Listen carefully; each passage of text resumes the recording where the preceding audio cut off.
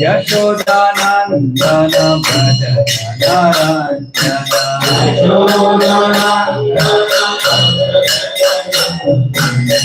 यशोदानंदन भज जनरंजना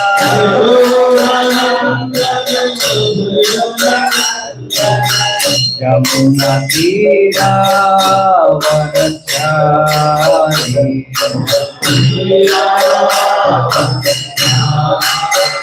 यमुना तीरावनचारी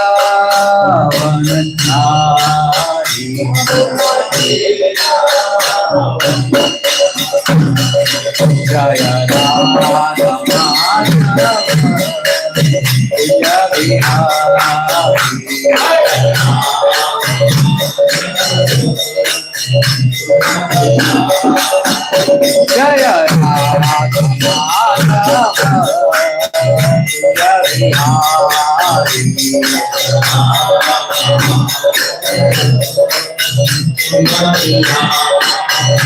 जय गोपी जन वल्लभ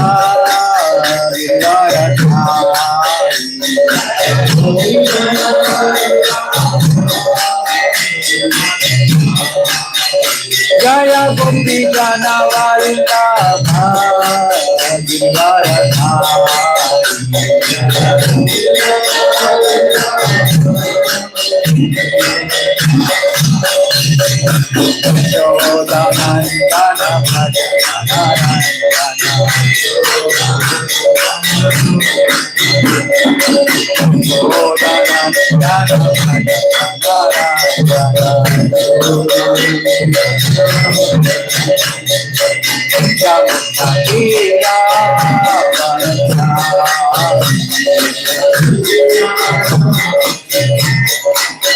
यमुना तीरा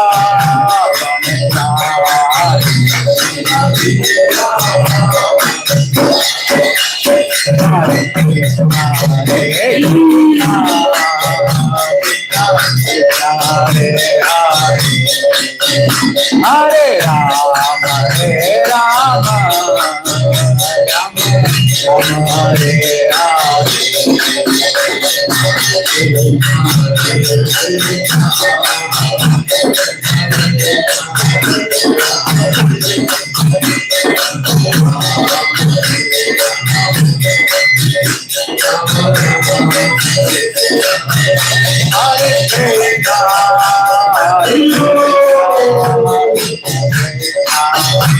Hare Hare Rama Hare Rama Rama Rama Hare Hare Hare Hare Hare Ram Ram Ram Hare Hare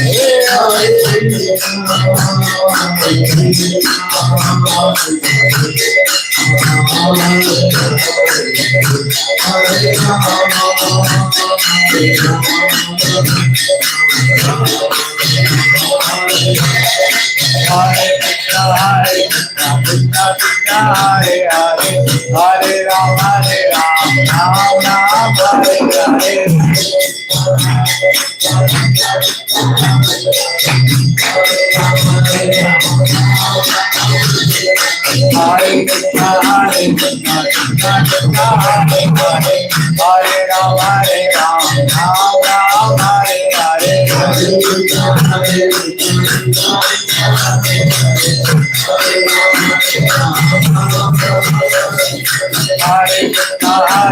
Krishna Krishna Hare Hare Hare Ram Ram Ram Hare Hare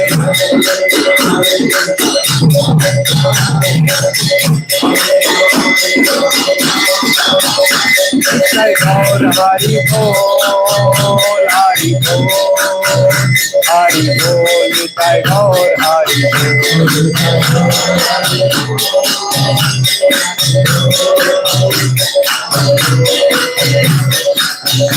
Jaya Jaya Prabhupada Prabhupada Prabhupada Prabhupada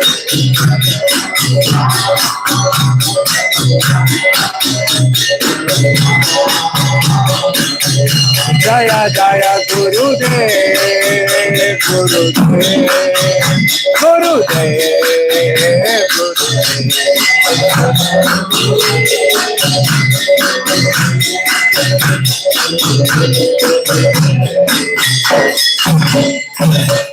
गौर प्रेमानंदी जय ओम विश्वपाद परमहंस परिव्रजकाचार्य अष्टोत्तर शत श्री श्रीमद अभय चरणारविंद भक्ति वेदांत स्वामी Srila Prabhupada VVT संस्थापकाचार्य AC भक्ति वेदांत स्वामी श्रील प्रभुपाद नामाचार्य श्रील हरिदास ठाकुर की अनंत कोटि वैष्णव वृंद की प्रेम से कहो श्री कृष्ण चैतन्य प्रभु नित्यानंद श्री अद्वैत गदाधर श्रीवासादि गौर भक्त वृंद की श्री श्री राधा कृष्ण गोपीनाथ श्याम कुंड राधा कुंड गिरि गोवर्धन की श्री वृंदावन मथुरा धाम की जगन्नाथपुरी धाम की जगन्नाथ बलदेव सुभद्रा मैया की राधा श्याम सुंदर की राधा गोपीनाथ की नरसिंह देव भगवान की गौर निताय पंच तत्व की अनंत कोटि वैष्णव वृंद की समवेत भक्त वृंद की ऑल ग्लोरीज टू असंग ऑल ग्लोरीज टू असंग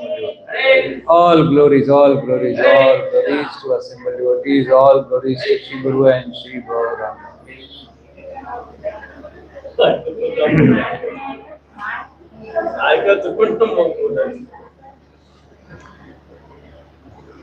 Oh, Prabhuji,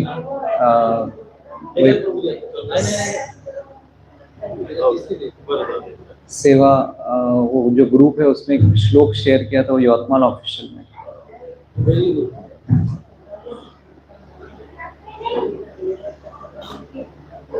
ओम नमो भगवते वासुदेवाय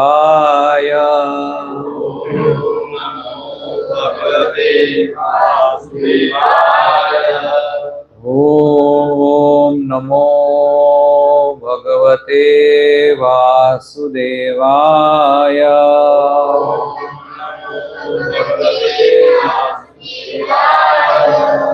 नारायणं नमस्कृत्यं नरं चैव नरोत्तमं देवीं सरस्वतीं व्यासं ततो जयमुदीरये नष्टप्रायेषु भद्रेषु नित्यं भागवत सेवया भगवती उत्तम श्लोके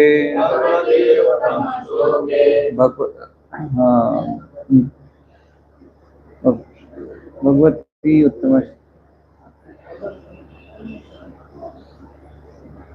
कृष्णाय वासुदेवाय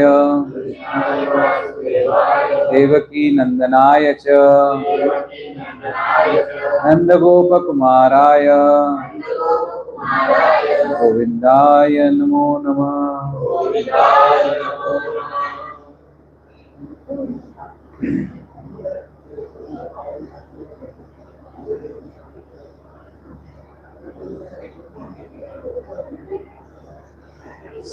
मोबाइल में एक श्लोक शेयर किया है,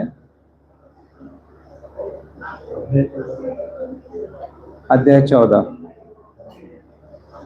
14 श्लोक क्रमांक 4 भगवत गीता। भगवान कह रहे हैं सर्वयोनेषु कौन्तेय सर्वयोनेषु कौन्तेय मूर्तयः संभवन्ति याः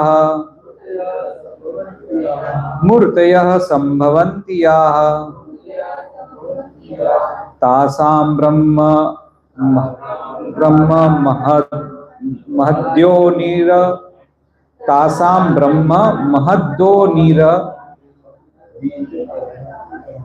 अहम बीज प्रदः पिता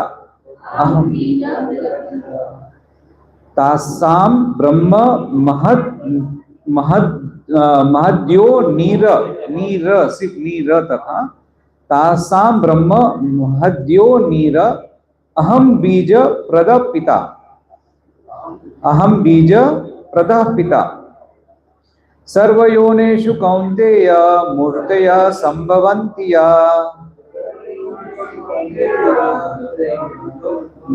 तासां ब्रह्म महद्योनिर अहम बीज प्रदः पिता सर्वयोनिषु कौन्तेय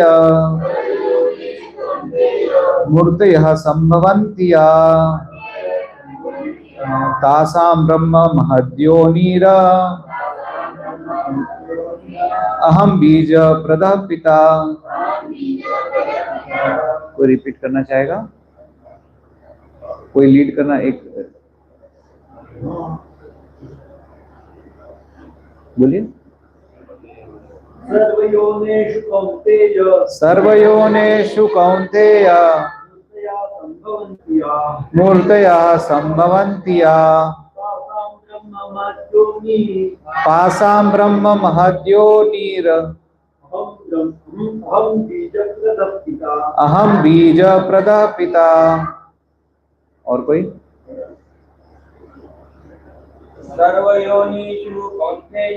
सर्वयोनिषु कौन्तेय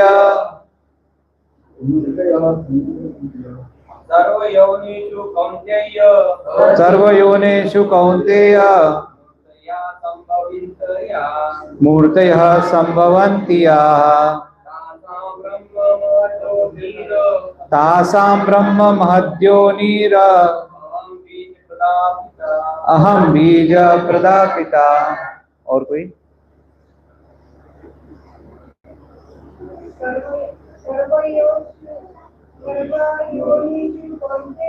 सर्वयोनिषु कौन्तेय मूर्तयः सम्भवन्ति या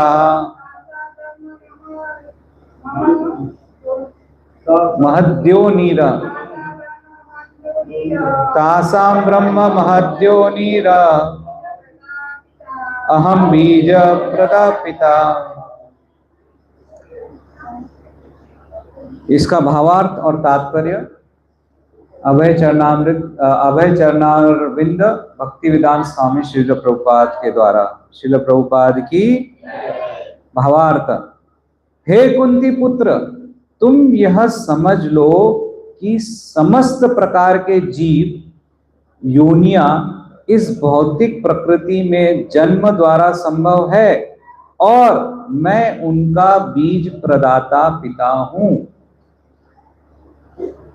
समस्त प्रकार की जीव योनियां, एक नहीं, समस्त प्रकार की जीव योनियां इस भौतिक प्रकृति में जन्म द्वारा संभव है और मैं उनका बीज प्रदाता पिता हूं। तात्पर्य, इस श्लोक में स्पष्ट बताया गया है कि भगवान श्री कृष्ण समस्त जीवों के आदि पिता हैं। सारे जीव भौतिक प्रकृति तथा आध्यात्मिक प्रकृति के संयोग हैं। जीव भौतिक प्रकृति और आध्यात्मिक प्रकृति के संयोग हैं। ऐसे जीव केवल इस लोक में ही नहीं अपितु प्रत्येक लोक में, यहां तक कि सर्वोच्च लोक में भी जहां ब्रह्मा आसीन है, पाए जाते हैं। जीव सर्वत्र है, पृथ्वी पर, जल पर तथा अग्नि के भीतर भी जीव हैं। ये सारे जीव माता भौतिक प्रकृति तथा बीज प्रदाता कृष्ण के द्वारा प्रकट होते हैं। माता कौन है? माता कौन है? हाँ नहीं, माता कौन है? मैं फिर से पढ़ रहा हूं। ये सारे जीव माता भौतिक प्रकृति तथा बीज प्रदाता कृष्ण के द्वारा प्रकट होते हैं। प्रकृति ही माता है। प्रकृति माता है, भौतिक प्रकृति जो है वो माता है। इसमें प्रभुपाद पहले क्या कहे हैं कि सारे जीव भौतिक प्रकृति तथा आध्यात्मिक प्रकृति के संयोग है। तो भौतिक प्रकृति कौन?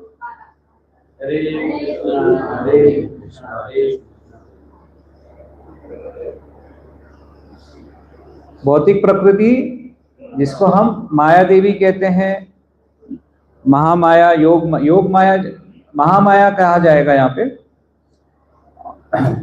और भगवान, क्योंकि भगवान बीज देते हैं। तात्पर्य यह है कि भौतिक जगत जीवों को गर्भ में धारण किए हैं, जो सृष्टि काल में अपने पूर्व कर्मों के अनुसार विविध रूपों में प्रकट होते हैं।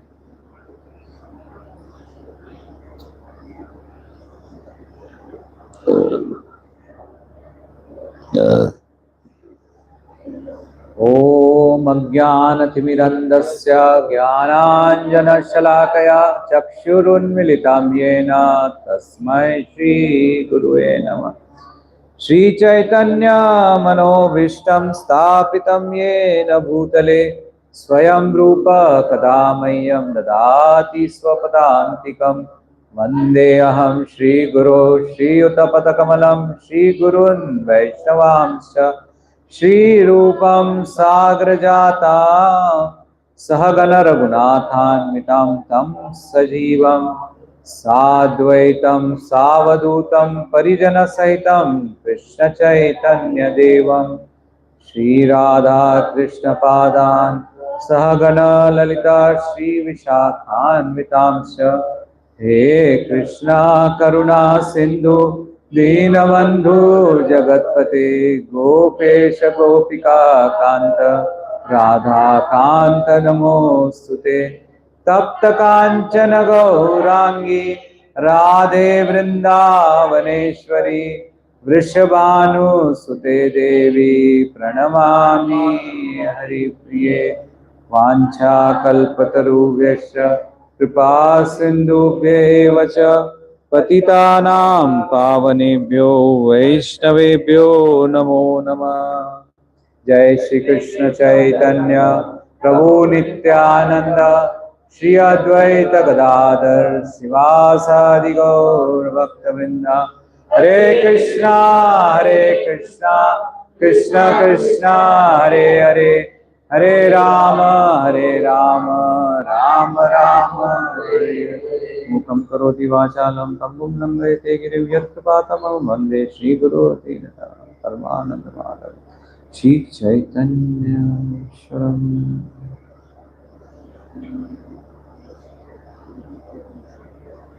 सभी वैष्णवों को सबको प्रणाम। आशीर्वाद दीजिए कि मैं ये सेवा अच्छे से कर सकूं, गुरु परंपरा के शब्द आप तक पहुंचा सकूं, जिससे कि मेरा भी शुद्धिकरण हो। सबसे पहले मेरा ही शुद्धिकरण की जरूरत है। तो अभी हमने जो श्लोक पढ़ा उसका भगवान उसमें बता रहे हैं कि मैं सबका बीज प्रदाता पिता हूं। अब हम जो देखते हैं कि हमारे पिता तो भगवान नहीं और कोई है, तो किसी के मन में ये शंका आ सकती है भगवान कैसे हो जाए। तो इसमें मतलब क्लियर बताया प्रभुपाद ने कि इसमें दो चीजें हैं, एक प्रकृति और एक क्या नहीं, एक प्रकृति और आध्यात्मिक और भौतिक दोनों के संसर्ग से जीव होता है। आध्यात्मिक प्रकृति और भौतिक प्रकृति दोनों। तो हमारे जो पिता हैं, हम जो देख रहे हैं, वो भी भौतिक प्रकृति ही है। देखिए, एक बार मीराबाई गई थी वृंदावन जीव गोस्वामी से मिलने के लिए। तो जीव गोस्वामी से मिलने गई तो जीव गोस्वामी पूछा कौन मिलने आया, पुरुष है कि स्त्री। तो मीराबाई बोली मुझे तो लगा कि यहाँ पे सिर्फ एक ही पुरुष है और वो है कृष्ण, ये दूसरे पुरुष कौन आ गए। तो जीव गोस्वामी तुरंत वहां से उठ के आए और उनके चरणों में गिरे कि ये जो सोच है हर किसी की नहीं हो सकती। जिसको एक आध्यात्मिक लेवल की अंडरस्टैंडिंग है, मतलब ज्ञान है और विज्ञान है, समझ भी है, और वो समझ के हिसाब से जो जी रहा है वही पूछ सकता। तो हम जितने भी हैं यहाँ, पुरुष स्त्री सभी प्रकृति हैं। उस प्रकृति में भी भगवान ने हमारे कर्मों के हिसाब से हमें अलग अलग शरीर दिया है। तो आध्यात्मिक प्रकृति मतलब भगवान हमारे पिता के थ्रू, मतलब कोई भी, वो हम हो, कोई शेर हो, कोई हाथी हो, कोई कीड़ा हो, कोई चिड़िया हो, जितने भी जीव है, 84 लाख प्रकार के जीव है, कोई भी योनि में कोई भी हो, उसको बीज देने, उसके जन्म के लिए बीज देना जो है, जो आध्यात्मिक बीज है, वो भगवान ही देता है। ये इसका अब ये श्लोक का हमारे लिए आज की तारीख में महत्व कितना है और क्या है? आज हम देख रहे हैं रशिया यूक्रेन का इतना युद्ध चल रहा है, ईरान का और इजराइल का चल रहा है, ईरान और अमेरिका का चल रहा है, पाकिस्तान भी बीच में, सब बाकी इधर उधर सब एक दूसरे को उकसा के बीच में, Korea, north Korea, south Korea का चला, न जाने कितने युद्ध चले। ये युद्ध क्यों? गुरु महाराज कई बार बोलते हैं, बोले जब हम स्कूल में थे हमको बोलते थे हिंदी चीनी भाई भाई, हिंदी चीनी भाई भाई।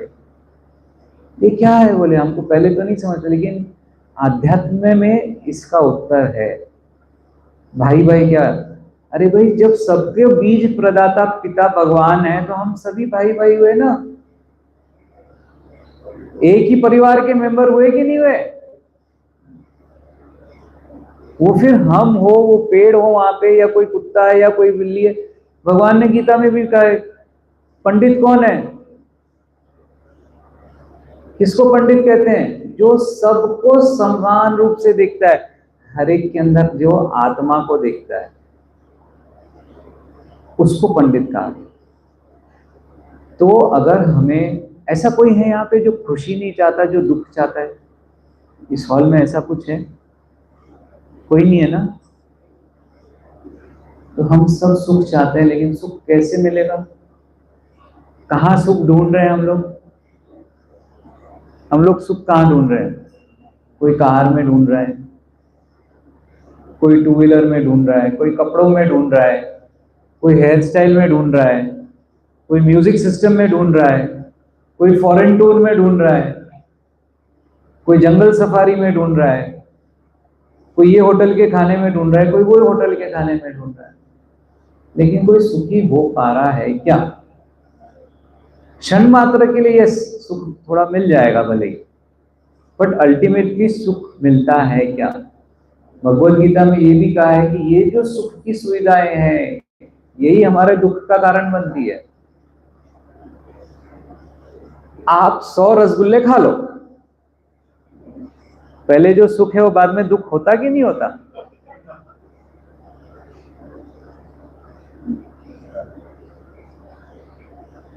जोर से आप ये मोटरसाइकिल या कार चलाओ, स्पीड ब्रेकर भी आए तो ब्रेक मत मारो।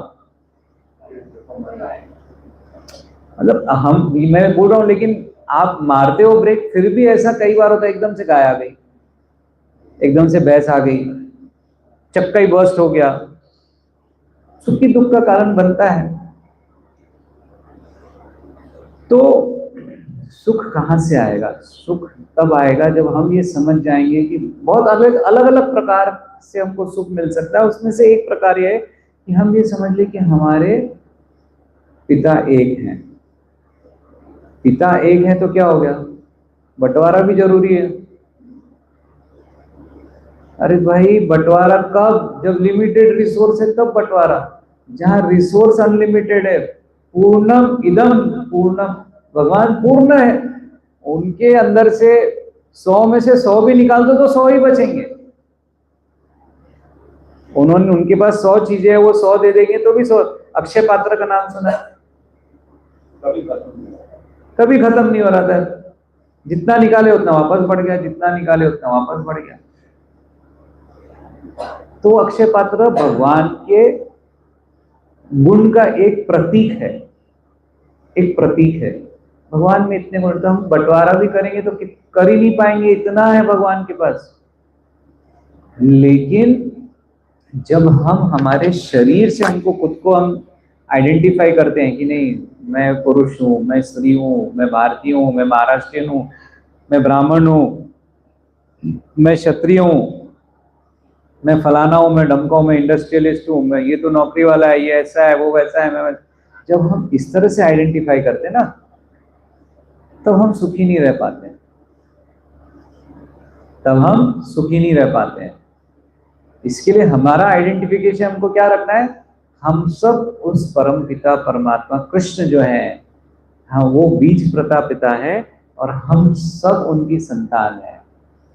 जितना हक मेरा है उतना उसका है, उतना उसका है, उसका उतना है, सबका हक है। ठीक है, हमारे कर्मों के हिसाब से हमें अलग अलग मिल रहा है, लेकिन हक सबका है। अपने कर्म के हिसाब से जो है सबका हक है। जब हम ये सोचेंगे तो हमारे मन में हम संतुष्ट रहेंगे।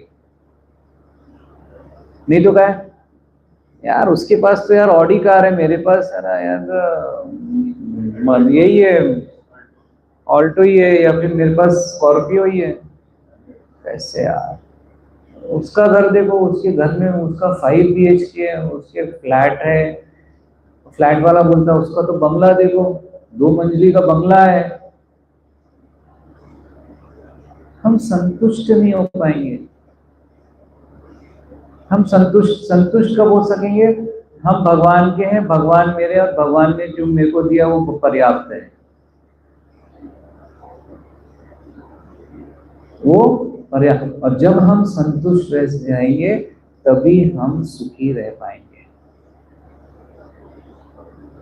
जब हम संतुष्ट रहेंगे तभी सुखी रह पाएंगे, और जब हम सुखी रह पाएंगे तो क्या होगा? हमारा आपसी संबंध कैसा रहेगा? प्रेम भाव का। और सारे शास्त्रों का निचोड़ क्या है? ढाई अक्षर प्रेम का, पढ़े सो पंडित होए। चैतन्य महाप्रभु ने कहा कि वेदों में 4 पुरुषार्थ दिए। कौन कौन से 4 पुरुषार्थ हैं? धर्म, अर्थ, काम, मोक्ष। चैतन्य महाप्रभु के ये सब जो है ये पुरुषार्थ है, लेकिन ये भौतिक जीवन में अपने को बांध के रखने वाले हैं। और जो हमको मुक्ति देने वाला पुरुषार्थ है वह कौन सा है? प्रेम। प्रेम कुमार तो मान, प्रेम से ही मोक्ष मिलेगा। भक्ति जो है, भक्ति और प्रेम अलग अलग नहीं है। भक्ति मतलब क्या? भगवान को समर्पित होना। भगवान को समर्पित होना मतलब क्या? ये समझ लेना कि भगवान हमारे बीज प्रदा पिता है। और जब हम ये समझ लिए कि भगवान हमारे पिता है, सबके पिता है, तो हमारी भक्ति क्या हो जाएगी? सबसे प्रेम हो जाएगा। तो प्रेम और भक्ति साथ साथ में चलते हैं। ये बोलते ना, एक गाड़ी के 2 पहिए उसके जैसे। और जब हम प्रेम से रहेंगे तो हमारे चेहरे कैसे रहेंगे? ऐसे या ऐसे? कैसे रहेंगे अपने चेहरे?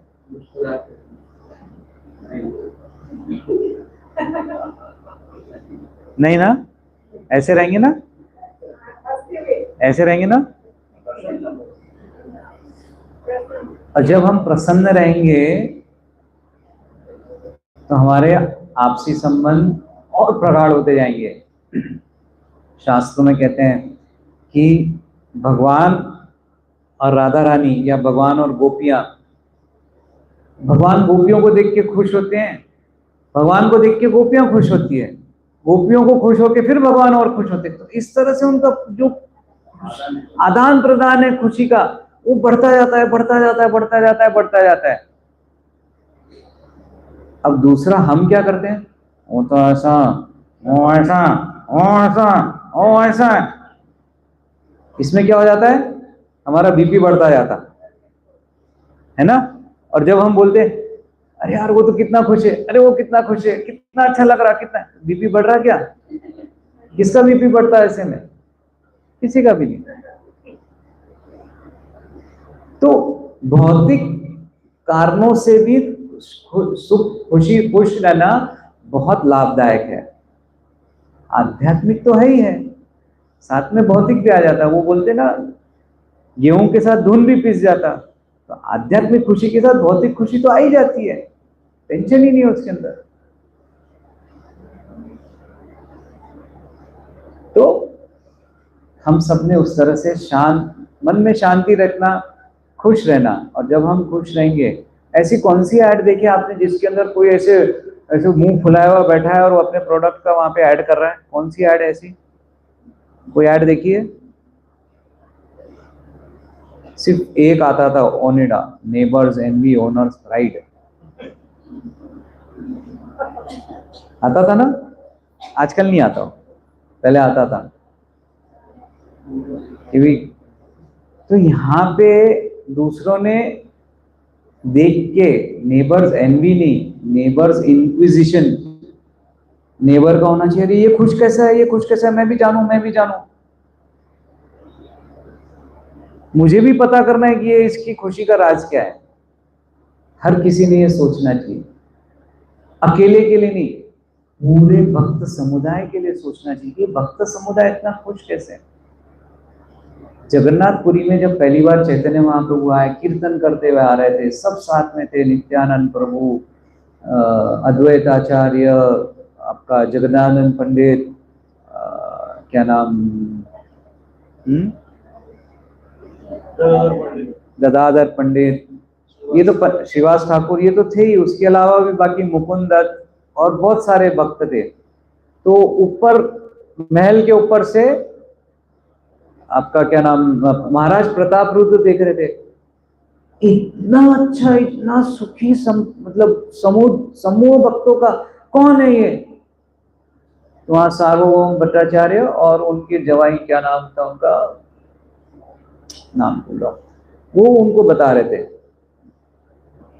उनके जवाई क्योंकि नवदीप में रह चुके थे तो वो सबको पहचानते थे, ये है, ये है, ये है, सब बता रहे थे महाराज। लेकिन प्रताप रुद्र महाराज क्यों अट्रैक्ट हुए? क्योंकि सब लोग खुश थे, आनंदित थे भगवान के कीर्तन में, सब लोग खुश थे।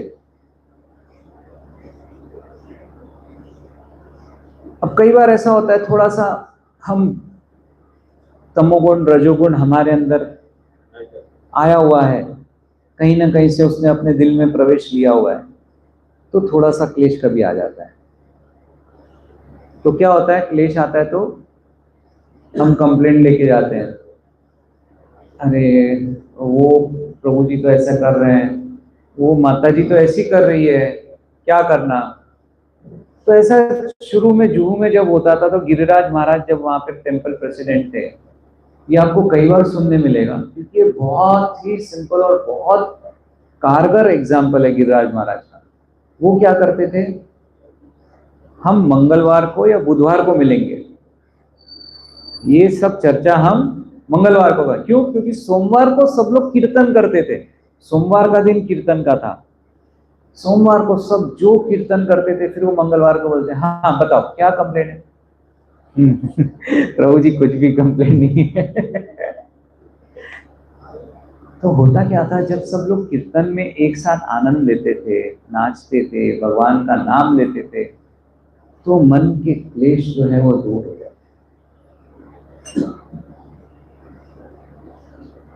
तो हमको भी अगर हमारे मन के क्लेश दूर करना है, तो हमें वैसे ही साथ में मिलके कीर्तन करना है, जप करना है। लेकिन ये कीर्तन और जप, इसका अर्थ क्या है, इसका हमें निचोड़ क्या मिलेगा, ये अगर जानना है तो हमें अध्ययन करना है। प्रभुपाद क्या कहते हैं, बुक्स आर द बेसिस, जो ग्रंथ है वही आधार है। अगर हमारा आधार, हमारा फाउंडेशन वीक रहेगा तो क्या होगा, हम कीर्तन ऐसे कर सकेंगे क्या? नहीं कर सकेंगे। हमारे मन में वो प्रेम भावना आएगी क्या? नहीं आएगी। अब कोई कहेगा कि मला तर लिहिणं वाचणं येतच नाही, मला वेळच नहीं। आज स्मार्टफोन ने इतना आसान बना दिया, इतने लेक्चर्स यूट्यूब पे हैं, लेकिन प्रभुपाद के या उनके जेन्युइन डिसाइपल्स के, ऐसा नहीं कि हम किसी के भी लेके हम सुन लें, क्योंकि ऐसे कई संप्रदाय में कई आचार्य हैं जो ऑथेंटिक है, लेकिन हमें नहीं पता। हमें नहीं पता, इसके लिए रिस्क न लेते हुए हम पहले प्रभुपाद को और उनके अनुयायियों को सुने, अपने मन में वो जो तत्व ज्ञान है उसको हम पक्का करें। उसके बाद किसी को सुनना है तो आप सुन सकते हो, क्योंकि जब आप उसको सुनोगे तो आप उसमें से निचोड़ ला सको। जैसे मधुमक्खी है, फूलों में से सिर्फ मधु निकालती है और वो जमा करती है, तो उस लेक्चर में से आप केवल वो मधु निकाल सकोगे, लेकिन कब? जब आपकी ये ट्रेनिंग हो। तो बुक्स आर द बेसिक, ग्रंथ आधार है, उस आधार को अपना स्ट्रॉन्ग करना है। जब हम स्ट्रॉन्ग करेंगे तो हमारा कीर्तन में मन लगेगा, हमारा एक दूसरे से प्रेम जो है वो प्रगाढ़ होगा, और जब लोगों को ये प्रेम दिखेगा तो लोग भी बोलेंगे, अरे हमें भी भक्त बनना है। हमें भी भगवान का नाम लेना है। भक्त बनने के लिए क्या करना पड़ेगा? प्रभुपाद जब अमेरिका गए, किसी को नहीं बोले कि आओ भक्त बनो, आओ आओ आओ, ऐसा कुछ भी नहीं। उन्होंने प्रलोभन नहीं दिया कि तुम भगवान की भक्ति करोगे तुम्हारा घर बन जाएगा, तुम भक्ति करोगे तो तुमको रोटी कपड़ा मिल जाएगा, तुम ये करोगे तो तुमको वो मिल जाएगा ना। टॉमकिंसन पार्क में 3 घंटा प्रभुपाद पूरे मन से कीर्तन किए, इतने मन से कीर्तन किए कि सब वहां पे आके उनके इर्द गिर्द नाचने लगे। कौन से लोग नाच रहे थे? वो लोग नाच रहे थे जो ये सोचते थे कि जो भी 30 साल के ऊपर का व्यक्ति है वो नालायक है। हिप्पी लोग क्या सोचते थे? 30+ जितने भी व्यक्ति है उनको अक्ल ही नहीं है, गन के से जाओ दे रहे हो, चला हटा। कौन इकड़े? हाँ, ये 70 साल का व्यक्ति कीर्तन कर रहा था, उसके इर्द गिर्द वो हिप्पी लोग नाच रहे थे। नाच के फिर उनके पास आए, उनके साथ रहने लगे। प्रभुपाद ने फिर भी उनको कुछ नहीं बोला। फिर धीरे धीरे उन्होंने खुद ने पूछा कि ये भक्ति के लिए क्या करना पड़ता? तो बोले 4 नियम करना पड़ता, पालन करना पड़ता, ये करना पड़ता। वो खुद होके नहीं बोले। तो उसी तरह से जब हम खुश रहेंगे, भक्तों में वो प्रेम रहेगा, वो खींचातानी नहीं रहेगी, ये मेरा वो मेरा, ये ऐसा वो वैसा, जब वो नहीं रहेगा ना तो भगवान भी खुश होंगे।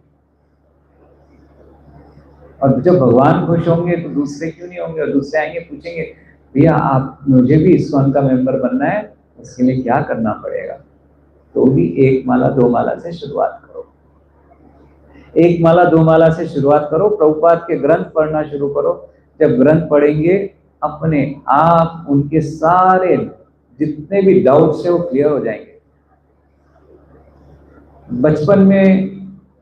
बचपन से मैंने देखा, मैक्सिमम लोग हमारे घर में भी कोई ज्योतिष को बुलाए, अरे महाराज ये पत्रिका देखना, तो ये मेरे बेटे की पत्रिका है, ये मेरी पत्रिका है, मेरी बीवी की है, मेरे बेटी की है, ये मेरे बहन की है, हमको ऐसा ऐसा प्रॉब्लम चल रहा है, क्या है, क्या करना चाहिए?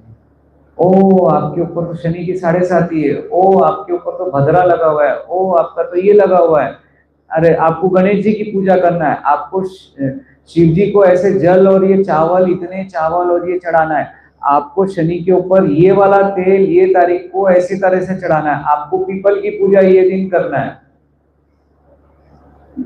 हो गया?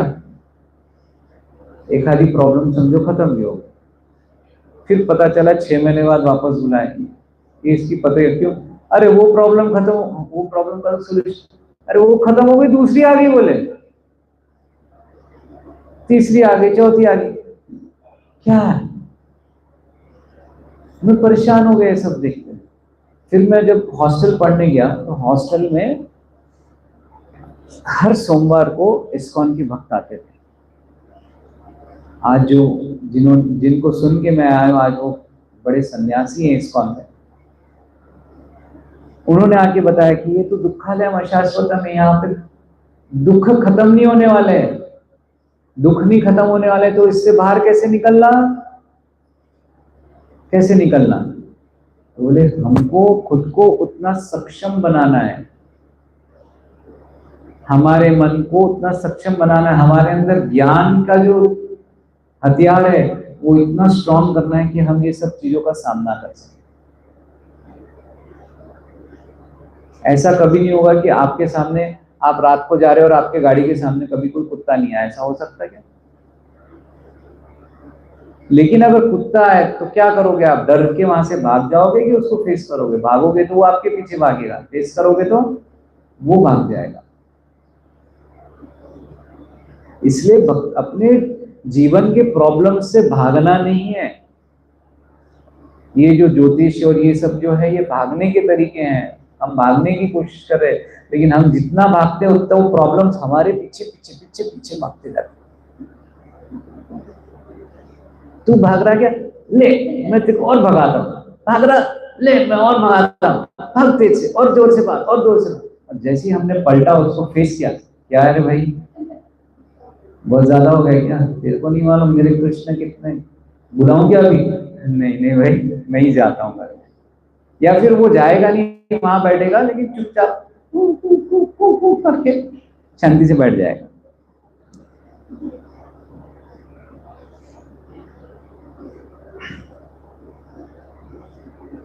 देखिए ये जो आनंद है, एक्चुअली खुशी और आनंद में फर्क है। खुशी मतलब क्षणिक होती है, भौतिक होती है, और आनंद मतलब थोड़ा सा आध्यात्मिक ज्यादा होता है। भौतिक में भी आनंद है बट वो लिमिटेड है। मेन आनंद जो है वो आध्यात्मिक जगत में। भगवत गीता में कहा है कि आध्यात्मिक जगत एक सीधा पेड़ है और भौतिक जगत उस पेड़ की परछाई है, मतलब वो उल्टा है। हम अगर कोई नदी के या तालाब के किनारे अगर एक पेड़ की परछाई देखते हैं तो पेड़ ऐसा सीधा देखते हैं, ऊपर पत्ती नीचे जड़। लेकिन जब हम पानी में देखते हैं तो जड़ ऊपर हो जाती, पत्ती नीचे हो जाती। तो जो आनंद वहां पे है वो हमको यहाँ पे अनुभूत, हमको यहाँ पे ये सिखाया जाता है कि वहां का टॉप मोस्ट आनंद यहाँ का लोएस्ट आनंद, और वहां का लोएस्ट आनंद यहाँ का टॉप मोस्ट, ऐसे सिखाया जाता है। पूरा उल्टा है, पूरा उल्टा है। तो वो जो आनंद वहां का है जो हमको रिफ्लेक्शन में दिख रहा है वो आनंद नहीं है, वो क्या है, भ्रम है। लेकिन जैसे हम इंग्लिश में उसको लव बोलते हैं तो उसके प्रतिबिंब को लस्ट बोलते हैं, तो हिंदी में उसको अगर प्रेम बोलेंगे तो इसको काम। तो हमें ये समझना है कि क्या चीज है, प्रेम क्या है, काम क्या है, ये समझना है। प्रेम कहां से आएगा, जो आध्यात्मिक चीजें उसमें। काम कहां से आता है, सबसे पहले हम ऐसा करते हैं, हम ये समझते हैं काम कहां से आता है। भगवान ने भगवत गीता में क्या बोला है, काम जो है ये रजोगुण से उत्पन्न होता है। क्या चीज से उत्पन्न होता है, रजोगुण से। तो हमारा अगर खाना, हमारे कपड़े, हमारा रहन सहन ये अगर रजोगुणी है तो हमारे अंदर नेचुरली काम उत्तेजना पैदा होगी। मुझे ये भी चाहिए, मुझे वो भी चाहिए, ये भी चाहिए, वो भी चाहिए। लेकिन हमको ये सब जो रजोगुण से जो काम की इच्छा हमारे अंदर आ रही, उससे हमको आनंद नहीं मिलेगा। तो हमें खुद को कम से कम सत्वगुण तक उठाना है। हमारा रहन सहन, हमारे कपड़े, हमारा खान पान, हमारा व्यवहार, दिनचर्या, ये सब जो है ये सत्वगुणी जितनी होगी उतना हम आनंद की ओर ज्यादा अग्रसर होंगे। उतनी हमारी बुद्धि क्लियर होगी, जितनी बुद्धि क्लियर होगी उतना हमारे अंदर का शांति बढ़ेगी। जितनी शांति बढ़ेगी उससे क्या होगा, प्रेम बढ़ेगा, आनंद बढ़ेगा।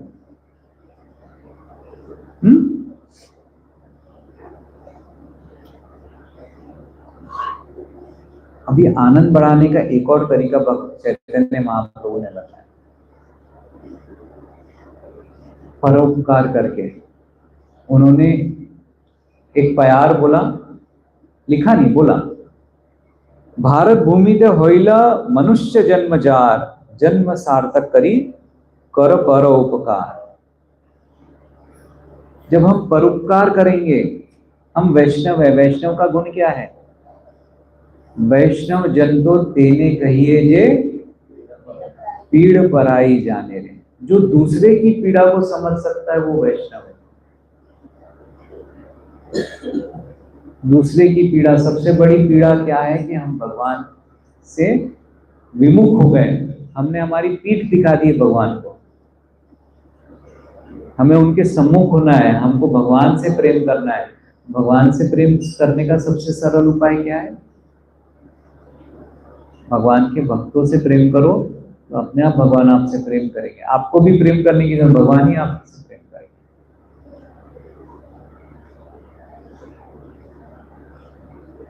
तो ये सबसे बड़ा परोपकार है कि भगवत प्रेम हम सबको दें।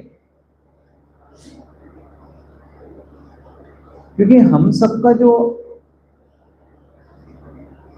जीवन का ध्येय है वो प्रेम ही है। और प्रेम किससे? प्रेम किससे? मैं अगर किसी से प्रेम करता हूं, कोई भी भक्त से मैं प्रेम करता हूं, तो मैं असल में किससे प्रेम कर रहा हूं? भगवान से। क्यों? किस तरह से? हम उसको थोड़ा समझने की कोशिश कर रहे हैं कि भगवान से, अगर मैं किसी व्यक्ति से प्रेम कर रहा हूं, मैं बोलता हूं माँ, मैं कहता हूं कि मैं इनका बेटा हूं, ये मेरी माँ है, माँ से अगर मेरा प्रेम है, तो क्या है वो प्रेम? वात्सल्य कहां, क्यों है वो? क्या ये शरीर से मेरा प्रेम है? अगर आत्मा वहां से चली गई, तो क्या मैं उस शरीर को मां बोल के कितनी देर प्रेम कर सकता हूं? कितनी देर कर सकता हूं? लेकिन वही आत्मा अगर उसके अंदर है, तो मैं उस माँ को कितना, वो माँ मेरे लिए कितना करेगी, मैं उस माँ के लिए कितना करूंगा, उस पिता के लिए कितना करूंगा, उस बंधु के लिए कितना करूंगा, मेरे वो जो गुरु हैं, मेरे जो भक्ति में जो बड़े बड़े भ्राता हैं, मैं उनके लिए कितना करूंगा। लेकिन कब करूंगा? जब उस व्यक्ति के अंदर वो व्यक्ति है, मतलब वो आत्मा है। भगवत गीता का दूसरा अध्याय मेनली सब, भगवान अर्जुन को जो सबसे पहले इंस्ट्रक्शन देते वो यही देते कि तू शरीर नहीं, तू आत्मा है। दूसरे अध्याय की शुरुआत ही भगवान उससे करते हैं कि अर्जुन, तू शरीर नहीं है, तू आत्मा है। और ये जितने भी है, ये भी शरीर नहीं, आत्मा है। तो हम किससे प्रेम कर रहे हैं? आत्मा से। लेकिन आत्मा अकेला रहता है क्या? आत्मा के साथ परमात्मा सदैव रहते हैं। तो हम प्रेम किससे कर रहे हैं? भगवान से भी। भक्त से कर रहे हैं तो अपने आप भगवान से कर रहे हैं। हम भक्त से प्रेम कर रहे हैं तो भगवान से कर रहे हैं। इसलिए हमारा जो सबसे फाइनल जो उद्देश्य है जीवन का, वो भगवान से, हम एक दूसरे से प्रेम करेंगे तो भगवान से प्रेम करेंगे और हमारा उद्देश्य पूरा हो सकेगा। भगवान कहते हैं ना, भगवत गीता के 8वें अध्याय के 7वें श्लोक में कहते हैं, तस्मात् सर्वेषु कालेषु माम अनुस्मरो युद्ध च मय्यार्पित मनोबुद्धि मामे वैश्यस्य अशंसय। क्या कहते हैं? मय्य अर्पित मनोबुद्धि, मुझे अपना मन और बुद्धि अर्पित करो। उस कार को, उस नौकरी को, उस ग्रह को, या और कोई चीज को अपनी मन और बुद्धि अर्पित मत करो। मुझे ये नौकरी चाहिए, मुझे ये कार चाहिए, मुझे छोकरी चाहिए, मुझे वो चाहिए, मुझे वो, नो, ठीक है वो सब चाहिए, लेकिन मन मत अर्पित करो। मन मत अर्पित करो। आप, भगवान ने एक सिस्टम बनाया, उस सिस्टम में आपको जीना है, लेकिन वहां पे पूरा मन ऐसा नहीं कि हाँ नहीं भाई, इसके बिना तो अपना कोई है ही नहीं, वैसा नहीं हो। भगवान बोलते हरदम मेरा चिंतन करो। घर में बीवी बच्चे पति है, हाँ भाई सेवा करना है। क्यों सेवा करना है? क्योंकि भगवान ने मुझे दिया। आप देखिए पांडव द्रौपदी ये लोग कैसे रहते थे, एक दूसरे की सेवा करते थे कि नहीं? पति के रूप में वो सेवा, भीम को अगर बोला कि मुझे ये चाहिए तो लाके दिया ना, कौन सा फूल या कुछ लाने बोला था ना भीम ने, भीम को द्रौपदी ने कुछ लाने बोला था, भीम ने लाके दिया। लेकिन इसलिए नहीं लाके दिया कि वो उसके प्रेम में पागल है, इसलिए कि भगवान ने इसको हमारे संरक्षण में रखा है और इसकी इच्छा पूरी करना हमारा कर्तव्य है। इसके लिए हम उस तरह की सोच रखेंगे तो हमारे अंदर सदा शांति रहेगी, सुख रहेगा।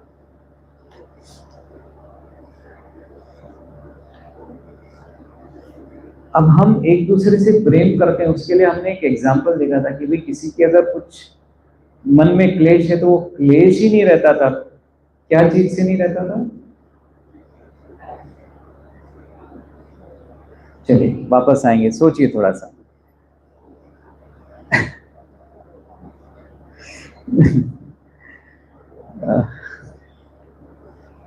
बहुत सुंदर है ये सब चीजें, बहुत आसान है, लेकिन क्योंकि हमको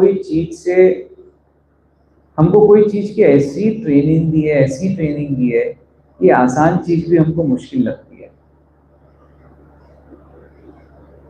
एक व्यक्ति बोल रहा था, अरे मेरे को ये माइक से हटाओ, अरे मेरे को माइक से हटाओ, अरे मेरे को माइक से हटाओ। लोग बोल रहे थे कैसे हटाए, आपने तो पकड़ के रखा है, माइक ने थोड़ी आपको पकड़ा, आपने माइक को पकड़ा है। अगर माइक आपको पकड़ता तो हम माइक को हटा देते, लेकिन आपने माइक को पकड़ा है तो हम कैसे हटाएं। तो उसी तरह से हमने इस भौतिक जीवन को पकड़ के रखा है, और फिर हम बोलेंगे हमको यहां से बाहर निकालो, हमसे यहां से बाहर निकालो। ऐसा नहीं, हम ही को कोशिश करना है। हम ही डूबना चाहेंगे तो हमको बचाएगा कौन? हमें खुद से कोशिश कुछ ना कुछ करनी होगी, तब जाके हम इस माया के बंधन से निकल सकेंगे। माया के बंधन से निकलना मतलब ये नहीं कि माया हट, माया हट, नहीं। माया भी तो भगवान की शक्ति है, माया भी भगवान की भक्त है। वो भगवान के आदेश से ही आपको ऐसा कर रही है, तो उनको भी नमस्कार करना है। माया देवी, आपकी सेवा कर रही है, लेकिन मुझे भगवान की भक्ति में जाना है, तो आपका ये रूप की जगह मुझे दूसरे रूप के आप अंडर डाल दो ना। आप महामाया है, आप मुझे योग माया के अंडर डाल दो। तो आप ईर्ष्या से प्रेम की तरफ चले जाते हो, ईर्ष्या से प्रेम की तरफ चले जाते हो। माया देवी का केवल रूप बदलता है, लेकिन आपका पूरा जीवन बदल जाता है। और सिर्फ आपका जीवन नहीं बदलता है, आप पता नहीं कितनों का जीवन बदल सकते हैं। एक प्रभुपाद ने कितनों का जीवन बदला, अकेले प्रभुपाद। उन्होंने अपने गुरु भाई को बोला कि मुझको यहाँ पे अमेरिका में मृदंग नहीं है, मेरे को एक मृदंग की कुछ व्यवस्था करा दो ना। किसी ने नहीं कराई। अमेरिका गए, उसके पहले वो गौड़ीय मठ में वो सेवा देते थे। उन्होंने कहा कि मेरी धोती कुर्ता फट रहा है, मुझे कुछ पैसे दे दो, मैं नए कपड़े ले लूं। नए कपड़ों के लिए भी पैसे नहीं मिले थे उनको उस समय।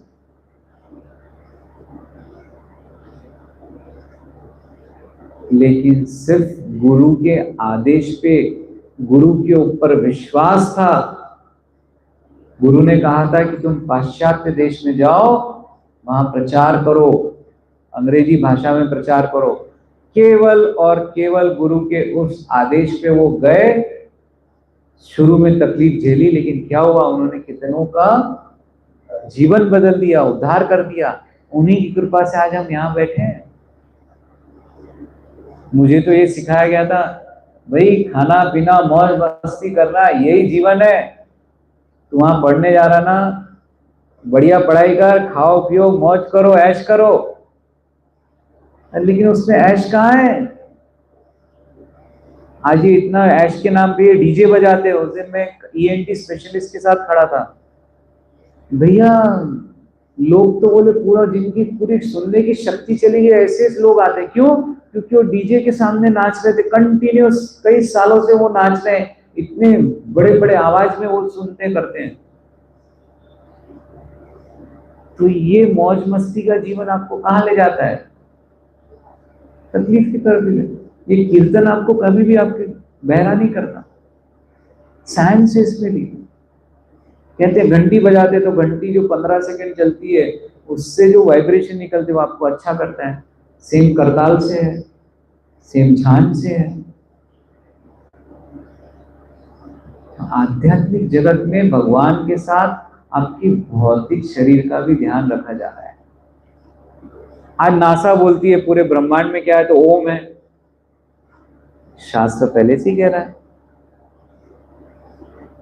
जब हम ओम कहते हैं तो आप देखो, आप अगर ध्यान लगा के बराबर बैठ के, सीधा बैठ के, प्रभु जी शायद ज्यादा अच्छे से जानते होंगे, जब हम ओम का उच्चारण करते हैं तो हमारे पूरे शरीर में कैसा कंपन होता है। मतलब अगर आपको सरदर्द भी हो ना, तो आपकी नसें जो है खुल जाती है। करके देखिएगा कभी, तो बहुत बड़ा साइंस है। और ये सब समझ क्यों हम यहाँ बैठ के क्यों समझने, पता है? क्योंकि हम पशु योनि में नहीं है, हम मानवीय योनि में, और मानवीय योनि में ही ये पॉसिबल है। आपने कभी कत्थल खाने में देखा है लाइन से, जब जहाँ पे जानवरों को खड़े करते हैं, किसी ने देखा है? कोई वीडियो देखा है? देखा है? नहीं देखा है, अभी देखना। अब यूं समझो कि बकरी या गाय लाइन से खड़ी है, सामने वाली बकरी को मार रहा है, पीछे वाली बकरी क्या करती रहती है? हाँ, जिसको मार रहे वो आवाज करती है, लेकिन पीछे वाली जो पीछे खड़ी है वो क्या करती है?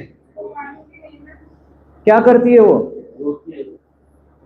उसके सामने जो चारा रहता है वो चारा खाती रहती है। अगर आपके सामने लाइन से अगर सबको मारा जा रहा है और आपको बोले कि ये लोग यहाँ 56 भोग है, आप क्या करोगे? वो खाते रहोगे कि आपके मन में डर रहेगा कि उसके पास मेरा नंबर है? डर रहेगा। क्यों? क्योंकि हमारे अंदर वो शक्ति है जो जानवर में नहीं है। हमारे अंदर वो शक्ति है जो जानवर में नहीं है। उस शक्ति का सदुपयोग कैसे होगा? धर्म को जान के। और धर्म क्या है? भगवान के शब्द, भगवान का आदेश।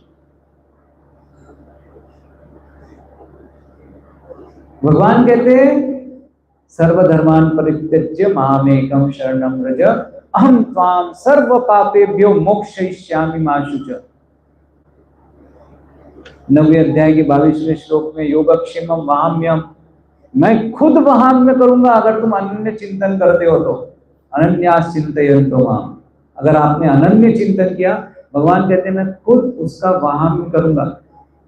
एक महान आचार्य, मैं क्यों नाम भूल जा रहा हूं आज, उनको लगा कि अरे भगवान थोड़ी ये करेंगे, खुद थोड़ी करेंगे, तो उन्होंने उनके मन में लिखते लिखते वो विचार आया, उन्होंने लिख दिया, उन्होंने उसको काट दिया। नहीं नहीं, भगवान खुद थोड़ी करेंगे, वो तो किसी को भेजेंगे, कुछ ऐसा करेंगे वैसा करेंगे। फिर उनको पेट में गड़बड़ हुई या जो भी हुआ, वो गए नदी पे स्नान करने। अपने धर्मपत्नी को बोला कि आप भोजन प्रसाद तैयार करो, मैं स्नान करके आता हूँ। स्नान करने गए, ये प्रसाद तैयार कर रही थी, ये आए वहां से, बोले आइए मैं तैयार कर रही हूँ। 2 मिनट, बोले मैं कुछ लिखने को याद आया, मैं लिख के आता हूँ, फिर भोजन पाता हूँ। वो लिख के आए, भोजन पाए, चले गए। मैं वापस आता हूँ, बोले थोड़ी देर से।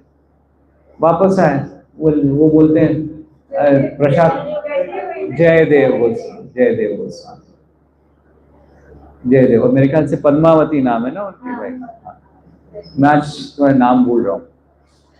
तो जयदेव गोस्वामी वापस आए, बोले भाग्यवान जरा थाली तो लगाओ। थाली लगाओ? अभी तो खा के गए, कितना खाओगे? वैसे नहीं बोली होगी, लेकिन अभी तो खा के गए, अभी वापस क्यों चाहिए? इतनी जल्दी आपको तो भूख लगती नहीं है। अलग अलग तरह से लीला बताए जाते। कोई कहता है कि पद्मावती जी खुद बैठ गई थी, तो ये बोले तुम कैसे क्या बैठ गई, मैं तो खाया नहीं। तो बोले कि आप तो खा के गए। खा के गया? मैं तो अभी आ रहा हूँ। नहीं, आप आए, अंदर गए, कुछ तो भी लिखे, और फिर आप आके खा के गए। तो उन्होंने देखा वहां पे वो जो योगक्षेम महात्म्य का उनके मन में जो था कि भगवान कहते हैं कि मैं खुद उसका वहाम्य करूंगा।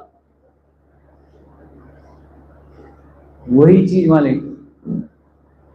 तो वो हाथ जोड़ते कि भगवान आपकी क्या लेनी, मतलब भगवान कहते हैं लेकिन उसके लिए शर्त क्या है? शर्त क्या है? हमें उनका अनन्य चिंतन करना है। हम अनन्य चिंतन कब कर सकेंगे? जब हम प्रेम व्यवहार रखेंगे, जब हम दूसरों का भला करेंगे। हम जब दूसरों का सोचेंगे कि अरे यार वो तो दुख में है, मैं उसका कैसे भला करूं, इस तरह से हम अनन्य चिंतन कर सकेंगे। और जब हम अनन्य चिंतन करेंगे तो भगवान अपने आप उस चीज का वहाम्य करेंगे। वही चीज आखिरी में कहते हैं सर्वधर्मान परित्यज्य सब धर्म मतलब क्या? श्री राधा गोविंद जी की जय। श्री राधा श्याम सुंदर जगन्नाथ बलदेव सुंदरम।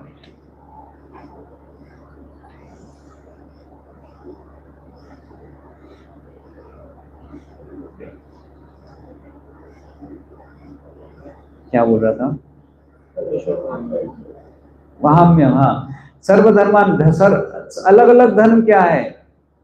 हम जो हमारे शरीर से हमने जैसे डिस्कस किया था, मैं ब्राह्मण हूँ, मैं क्षत्रिय हूँ, मैं भारतीय हूँ, मैं महाराष्ट्रियन हूँ, मैं गुजराती हूँ, ये सब अलग अलग धर्म है। ये सब धर्म छोड़ो, मैं भगवान का भक्त हूँ, भगवान का दास हूँ, ये धर्म पकड़ो। सर्वधर्मान परित्यज्य माम एकम शरणम। माम एकम शरणम, भगवान का शरण लेना मतलब भगवान के दास हूँ। सबसे अच्छा है दास, सबसे सेफ धर्म है भगवान का दास।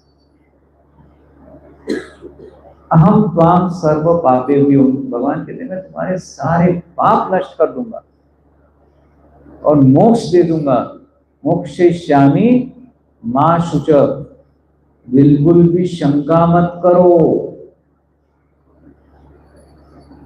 बिल्कुल भी शंका मत करो। हम कभी जाते हैं, एक मेरा दोस्त है, वो बोले मेरा वो ट्रांसफर कराना था तो मैं नितिन गडकरी के पास गया। काळजी नका करू, तुमचं काम होऊन जाईल। ये बोले जब उन्होंने बोला तो मैं आ गया और मेरा काम हो गया। वो व्यक्ति ने इनको बोला, एक व्यक्ति को बोला, भगवान हम सबको बोल रहे हैं, ओपन ऑफर है, ओपन ऑफर है।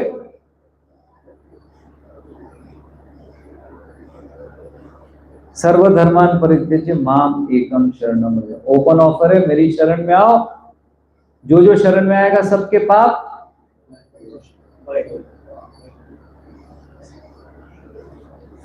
जाने जी, अब एक चीज है लेकिन वो मैं यहां से नहीं बोल सकता हूँ, बड़ी विचित्र चीज है वो, बट मैं यहां से नहीं बोल सकता हूँ उसको।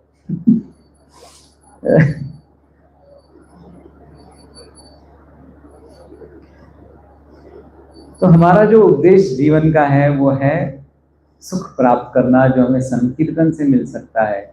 जैसे जैसे हम संकीर्तन करेंगे, प्रभुपाद के बुक्स पढ़ेंगे, हमारा सत्वगुण बढ़ेगा। जैसे जैसे सत्वगुण बढ़ेगा, रजोगुण कम होगा।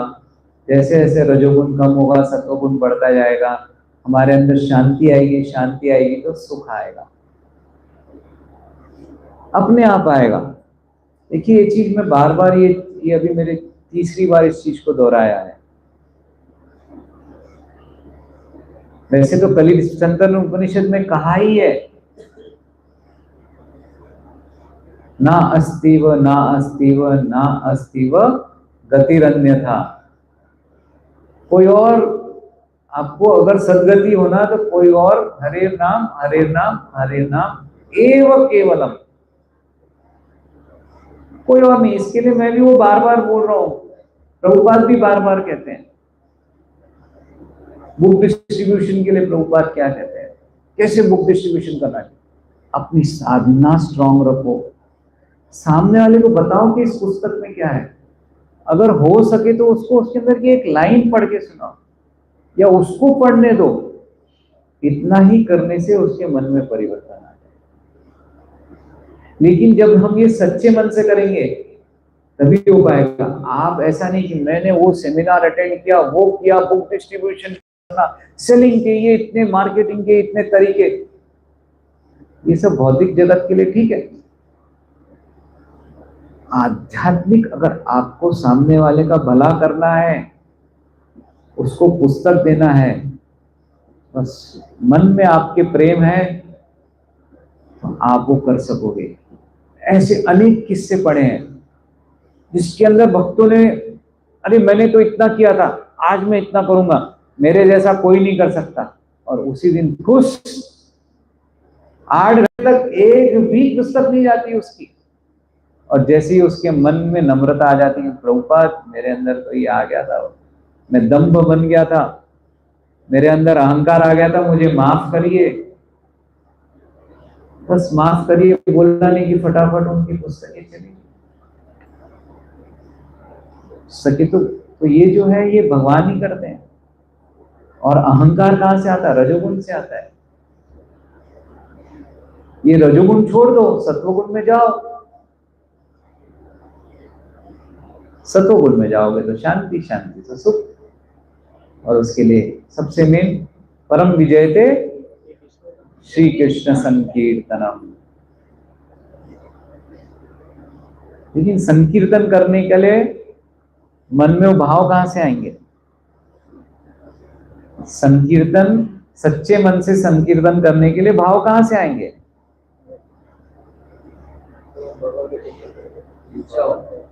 कहां से आएगी वो इच्छा?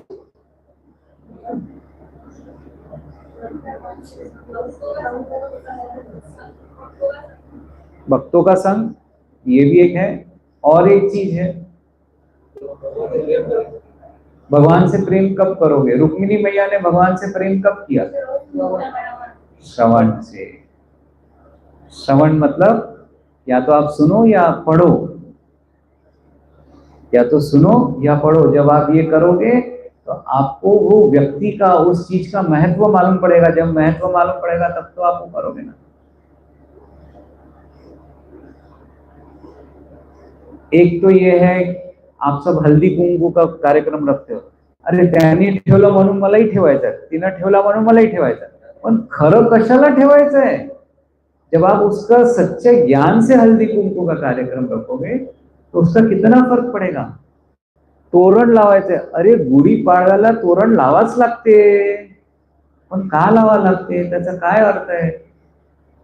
कडुलिंबाचं ते घास घ्याच लागते, का घ्या लागते? अगर हमको कर रहे हो तो अच्छा है, ठीक है, उसका फायदा तो मिलना है, लेकिन आपको फायदा मालूम भी नहीं पड़ेगा। आपने तोरण लगाया, तोरण का के लिए कि भाई उस समय जो बीमारियां अगर है वो तोरण में वहीं पे खुश हो जाती है,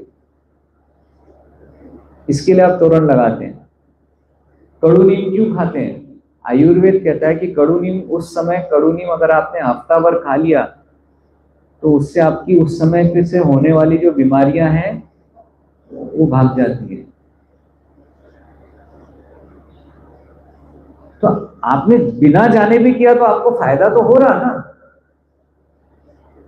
कि नहीं हो रहा? और जान के करोगे तो आप ढंग से लोगे कि कड़ू नीम के साथ और क्या क्या चीज मिक्स करने से ये अच्छा फायदा होता है। नहीं मालूम रहा तो अब कईयों को मैंने देखा, कई लोग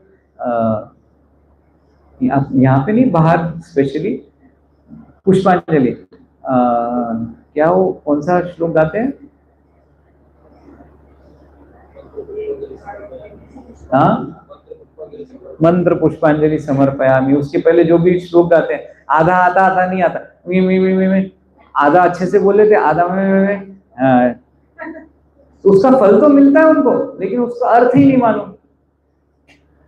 वैसे हमको भी यहाँ पे, जब हम इतनी सारी आरती अपने पास रखे, हम वो देखते हैं, गाते हैं, लेकिन हमको अर्थ क्या मालूम? जब तक अर्थ समझेंगे नहीं तब तक हम गाएंगे, अच्छा रहेगा, उसका हमको फायदा होगा, लेकिन जब अर्थ समझ के गाएंगे, इतो नरसिंहो ततो नरसिंहो यतो यतो यामि ततो नरसिंहो, यहाँ नरसिंह, वहां नरसिंह, जहां देखो वहां नरसिंह। तो जब आप गाओगे तो आपको भाव आएगा, वो प्रेम आएगा। रुक्मिणी मैया को जैसे प्रेम कृष्ण भगवान से आया। भत्रोल, भत्रोल जो है, भत्रोल का नाम किसको समझ में आएगा? जहाँ पे ब्राह्मण पत्नियों का जो लीला हुई, कृष्ण और बलराम ने अपने दोस्तों को भेजा प्रसाद लाने के लिए, उस जगह का नाम है भत्रोल। भत्रोल की जो ब्राह्मण पत्नियां हैं उनको भी भगवान, जब वो बोले कि अरे बलराम और कृष्ण को अरे उनको चाहिए कि हम लेके चलती, वो क्यों बोली? वैसे वो क्यों बोली? क्योंकि वहां पे जो बाजार हाट है, वहां पे वृंदावन की गोपियां आती थी, और वो गोपियां कृष्ण और बलराम के बारे में उन्हें श्रवण किया, उन्हें श्रवण किया, तो वो उनको उसके प्रति प्रेम आया। वैसे हम प्रभुपाद के बारे में हम जब श्रवण करते हैं तो हमको पता चलता है, अरे 70 साल की उम्र में गए, 2 हार्ट अटैक आया, उसके बाद भगवान की दया से वो कैप्टन ने बोला कि समुद्र में इतने आराम से, इतना स्मूथली जो हमारी जहाज चला कभी नहीं चला। जेब में 40 रुपए, वो भी 40 रुपए अमेरिका में कोई जिसकी कीमत नहीं। पहला भागवतम से पांड्या जो कैप्टन है उनको बेचा, वो पैसे से वो अमेरिका में रहे। जब हम ये सब सुनते हैं तो हमारे मन में प्रभुपाद के लिए वो प्रेम, वो आदर, वो जो करुणा प्रभुपाद ने के अंदर दूसरों के लिए थी, वो करुणा भी शायद हमारे अंदर आ जाए।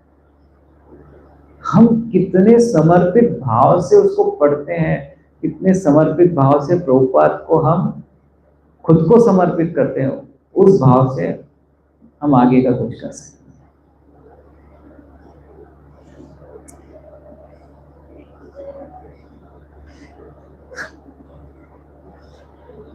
आज हर कोई ये लगा है कि हम हिंदुस्तान को ऐसा कर देंगे, हम वैसा, ये कलर कर देंगे, वो कलर कर देंगे।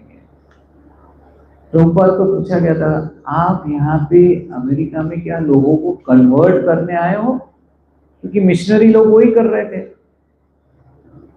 नहीं बोले, मैं कन्वर्ट करने को किसी को भी नहीं आया, मैं सबको भगवत प्रेम सिखाने आया हूं।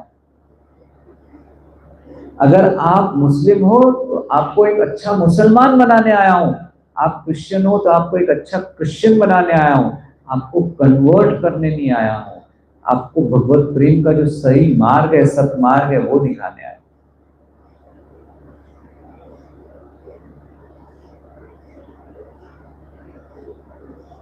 भगवान के प्रेम में लोग पागल हो गए। वृंदावन में इतने सारे कवि थे, उसमें से एक सबसे बड़े कवि, उनका क्या नाम है? कोई बता पाएगा? कृष्ण, एक और है रसखान।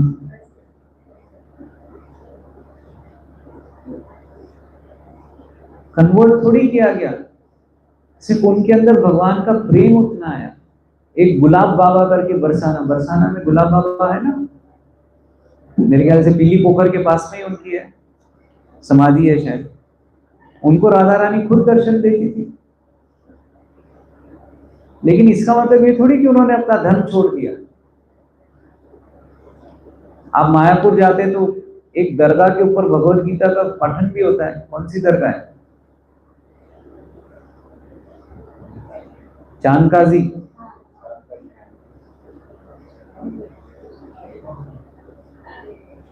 चांदकाजी को नरसिंह देव ने दर्शन दिया, उनके छाती के ऊपर नरसिंह देव के निशान, नाखून के निशान। दरगाह है लेकिन वहां पे गीता का किसी को कन्वर्ट कर, प्रभुपाद बोले मेरे को किसी को कन्वर्ट नहीं करना है, सिर्फ सच्चा मार्ग दिखाना है। क्योंकि कोई भी धर्म हो, आप ऐसा नहीं, कोई भी धर्म लो, वो धर्म को तोड़ मरोड़ा गया है लोगों ने अपने फायदे के लिए। क्यों? क्योंकि वो रजोगुणी है, उनमें काम है, प्रेम नहीं है। तो काम रहने के कारण उन्होंने क्या किया, हर एक ने अपने धर्म को तोड़ दिया, मरोड़ दिया। ऐसा नहीं ऐसा करो, ऐसा नहीं ऐसा करो।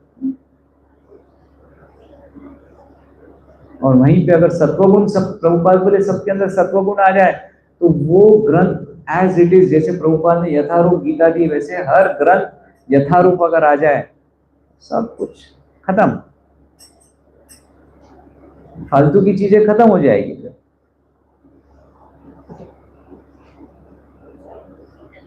और ये हमें समय रहते हुए इसको समझना। अगर हम समय रहते हुए नहीं समझेंगे तो समय हमको ले जाएगा। कोई खुद से सब कुछ छोड़ देता है, कोई जबरदस्ती उससे छीन लिया जाता है, बल से लिया जाता है। तो ये हमारे ऊपर है, हम कैसा करना चाहते हैं।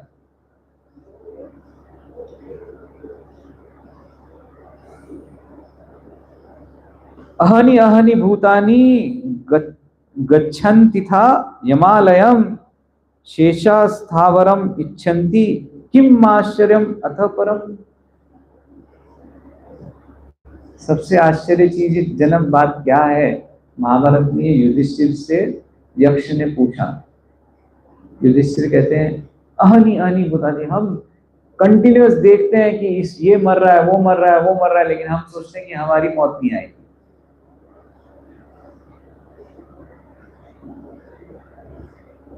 एक माता बुद्ध के पास जाती है, मेरा बेटा मर गया, उसको जीवंत कर दो।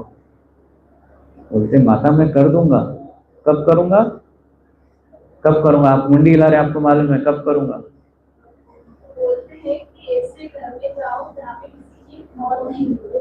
उस घर की मिट्टी लेके आओ जिस घर में कोई मौत नहीं है।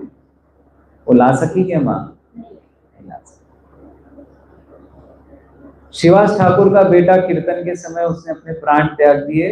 चैतन्य महाप्रभु ने उसको बाद में जीवंत किया। क्या बोला उसने? कि ये जन्म में ये मेरे माता पिता है, पहले कौन था, पहले कौन था पता नहीं, कितने जन्म हुए। तो ये तो शरीर से, मैं तो भगवान का सेवक हूं। उसी तरह से हर्ष शोक, चित्रकेतु महाराज का बेटा, उसको रानियों ने विष दे के मार दिया। उसको भी पर्वत मुनि और नारद मुनि थे कि और कौन थे? नहीं, नारद मुनि नहीं थे। नहीं, अंगिरा नहीं, पर्वत मुनि और हाँ, जो वृत्रासुर बने बाद में, चित्रकेतु वृत्रासुर बने। पहले चित्रकेतु थे, उनको बेटा हुआ था काफी इसके बाद, तो शायद नारद मुनि थे, पर्वत मुनि के साथ थे। तो उन्होंने उस मृत बेटे को जीवंत किया। तो बोले, उसने भी यही कहा कि मेरे तो कितने जन्म हुए, कितने माता पिता हुए, तो ये तो मेरा कर्म है, ये मेरा जीवन का चक्र है, तो चलता रहेगा। तो हमारा भी वो अंत आने वाला है। अगर हम अंत के पहले बाकी चीजों का अंत कर दिए तो हमारा अंत नहीं आएगा। अंत के पहले हमने अंत कर दिए तो अंत नहीं आएगा। अर्थात हमारा जीवन का अंत होने के पहले हमने अपनी काम वासनाओं, अपने बाकी जो षड रिपु है, षड विकार है, इसका अगर हमने अंत कर दिए तो हमारा अंत नहीं आएगा। मतलब हमारी मौत असल में नहीं होगी, फिर हमको गोलोक में ट्रांसफर किया जाएगा। अगर हम गोलोक में ट्रांसफर नहीं होंगे तो पुनरअपि जननी मरणी पुनरअपि जठरे शयन, पुनरअपि जननी जठरे शयन। कब होगा ये? जब हम हमारे षड रिपु, हमारे विकार, हमारे काम वासना, ये सब चीज का अगर हम अंत नहीं करेंगे तो ये चलता रहेगा, और उसका अंत कर देंगे तो इसका अंत हो जाएगा। तो हमारा अंत आने के पहले अंत कर दो, जिससे कि अंत ना आए। और अंत कैसा आएगा? या तो हम खुद होके चाहिए, नहीं तो हमारे से खींच लिया जाए। अब परीक्षित महाराज का अंत कैसे आया था? जब तक्षक नाग आया था तो तक्षक नाग ने हाथ जोड़ के पूछा, महाराज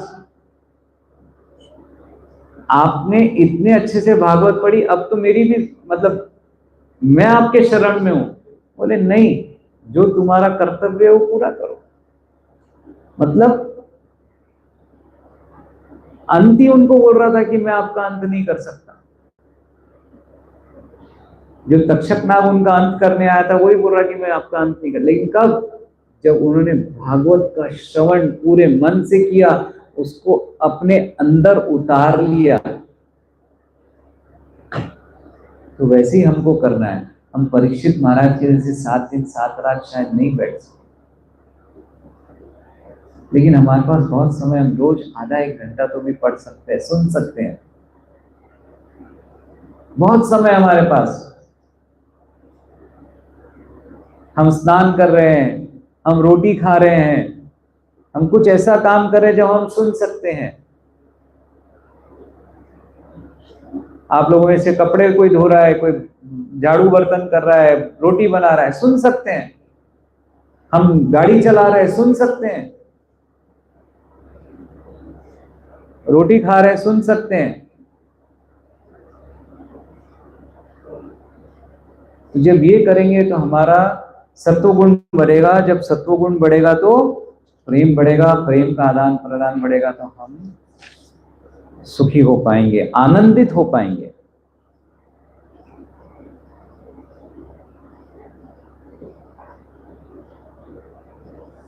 और अगर हमने बार बार यही मांग की कि नहीं मुझे ये चाहिए, मुझे बंगला चाहिए, मुझे गाड़ी चाहिए, मुझे अच्छी बीवी चाहिए, अच्छा पति चाहिए, ये चाहिए वो चाहिए, भगवान कहते तेरे को इसकी जरूरत नहीं है, लेकिन हमने बार बार भगवान से वही मांगा तो क्या होगा? जैसे एक बेटा पिता के पास आता, पापा 200 रुपए दो ना, नहीं दूंगा, दो ना बाबा प्लीज दो ना, नहीं दूंगा। क्यों? क्योंकि पिता को मालूम है 200 रुपए दूंगा तो ये जाके दारू पीने वाला है। लेकिन तो आपको ऐसे क्यों कर रहे, मेरे को दे दो ना 200 रुपए, आपको क्या हो रहा, 200 रुपए में आपका क्या जा रहा, इतने सारे पैसे। फिर उसकी मामी दे दो ना, जा मत ले। बराबर है, ऐसा होता कि नहीं होता? मत, तेरी तबीयत खराब होगी, ले जा। भगवान भी हमारे पिता ही हैं वो, लेकिन हम बार बार बोलेंगे मेरे को ये दे दो, मेरे को ये दे दो, मेरे को ये दो। ले भाई, इसका परिणाम तेरे को ही भुगतना है, भगवान बोलते हैं। तो हमको क्या परिणाम चाहिए, ये हमारे ऊपर है,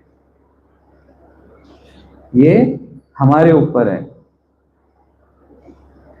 तो आइए आज हम प्रण लेते हैं। मैं तो भी लेता हूं कि मैं, जय हो राधा गोपीनाथ राधा श्याम सुंदर जगन्नाथ बलदेव सुभद्रा कौन परंपरा, कि मैं आज से ज्यादा पढ़ाई करने करूंगा, ज्यादा श्रवण करूंगा, ज्यादा भक्तों के साथ आदान प्रदान करने की कोशिश करूंगा, प्रेम का आदान प्रदान, बाकी नहीं है। नहीं तो आप सोचेंगे आदान प्रदान मतलब कौन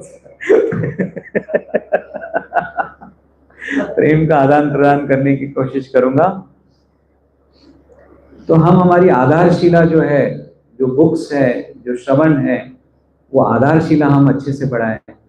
भगवान कहते थे books are the basis, purity is the force, शुद्धता ही आकर्षित करती है सबको, purity is the force and utility is the principle.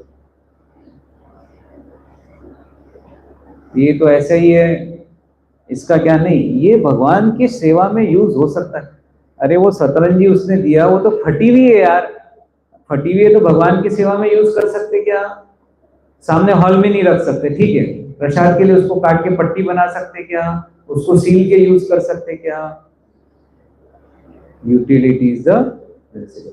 इस तरह से अगर हम बोलते कि अरे ये जगह ये वास्तु दी है, आपने ये वास्तु जब दिया तब देखा नहीं है, किसी ने नहीं देखा होगा, है किसी ने देखा? आपने देखा है? उस समय अगर कोई देखता तो बोलता था कि ये लेना है? पांव नहीं रख सकते थे वहां से अंदर, पांव रखना पॉसिबल नहीं था उस समय। लेकिन महाराज आके बोले नहीं, यूटिलिटी इज द प्रिंसिपल, साफ करो, सब ठीक करो, भगवान के लिए ये करो। यहाँ लोग जाते तो क्या बोलते थे इस जगह को? भूत बंगला। और आज क्या वही लोग क्या करते हैं? हरे कृष्णा, जाते जाते ऐसे ऐसे करके जाते हैं। बाजू में नाथार सर थे, उन्होंने किस्से बताए थे,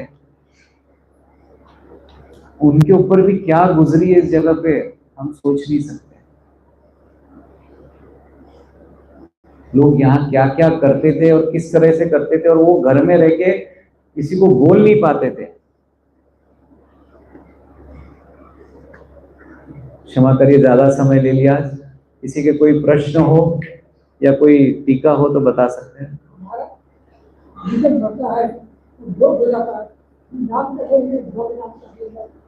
मरने के बाद बेहोश होता ना, पहले तो नहीं होता है। भगवान का नाम तो पहले लेना है ना, जब तक आत्मा शरीर में है तब तक लेना। आत्मा ने एक बार शरीर छोड़ दिया, हाँ,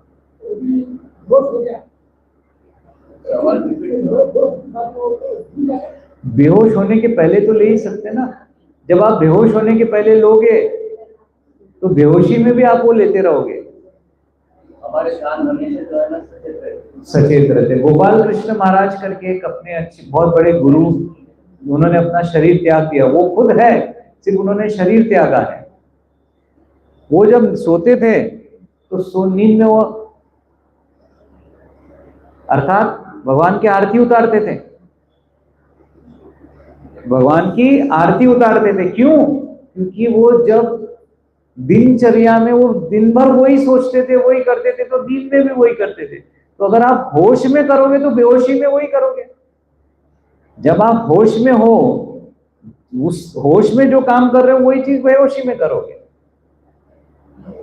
हम अभी वैसे ही बेहोशी में हैं। बेहोशी क्या है हमारी?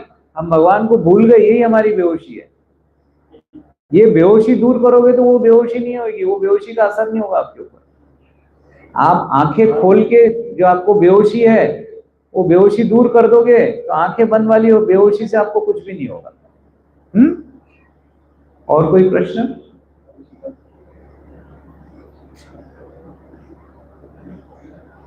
हम जब करें फिर। श्रील प्रभुपाद की